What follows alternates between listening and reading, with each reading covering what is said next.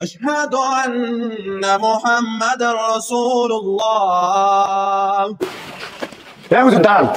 হুজুর আপনি কোথায় যান? এই মসজিদে ইন্টারভিউ দিতে আসছি, আজকে জুমা পড়াবো। হুজুর আমাদের বালা বুদ্ধি দি, আমরা এই মসজিদে ইন্টারভিউ দিন না দিই অন্য মিস জানগা। কেন ভাই, কি হয়েছে? এই মসজিদের কোনো ইমাম সাহেবের টিকে না, আর যদি টিকে সর্বোচ্চ 1 সপ্তাহ। এই মসজিদের এই বছরে কজন হুজুর পাল্টিছে জানেননি? কজন? 50 জন পাল্টিছে। আর ভাই আমি এসব বিষয় জানি, জেনেই আমি ইন্টারভিউ দিতে আসছি। এখন কোনো মানুষকে দেখানোর জন্য আমরা এমন কোনো কাজ করবো না, কি বলেন আপনারা? ঠিক বলছেন। আমরা কারোর সাথে বন্ধুত্ব করবো আল্লাহকে খুশি করার জন্য, আর শত্রুতা করবো তাও আল্লাহকে খুশি করার জন্য। এই লোক আপনি কতটুকু প্রশ্ন করছেন? আরে আপনি আলোচনার মধ্যে কথা বলেন কেন? আপনারা প্রশ্ন করছেন তো এত কথা বলেন কেন? আর আপনি চুপ থাকেন। আপনি যদি কোনো প্রশ্ন থাকে আলোচনা করে বলবেন। আপনার তো হুজুর একটু থাকেন ভাই, আপনি মসজিদ থেকে বের হন। সভাপতি সাহেব, আমি মসজিদ থেকে চলে যাবো, তবে মসজিদের সামনে আমার একটা শর্ত আছে। কি শর্ত আপনার? 12 টাকা লাগবে, দিয়ে দিচ্ছি যান। আর সভাপতি সাহেব, আমার টাকা লাগবে না।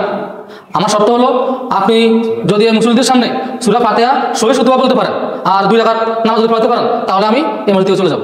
আর যদি না পারেন তাহলে আপনি আজকে কথা দিবেন যে আপনি আর কোনো আলেমের পিছনে লাগবেন না, আর কোনো আলেমের ভুল ধরবেন না। ভাই বলবেন কি করে? যা বলছেন এর উত্তর দিয়ে যাও। তুই কি করছ? আমি কি জানি? কি হলো সভাপতি সাহেব, আপনি তো সকল হুজুরের ভুল ধরেন। আপনি তো হুজুর থেকেও বড় জ্ঞানী, এখন তো আপনি একটা সূরা ফাতিহা বলতে পারেন না। আসলে সব ইমাম সাহেব তো এক না, আমি তো ভাবছিলাম আপনি তো। ইমাম সাহেব যা হয়েছে বাদ দেন, আজকে থেকে আপনি আমাদের ইমাম সাহেব থাকবেন। হুজুর আপনি শুনলি না? আওলা হাদিস শোনেন, আমার কাছে থেকে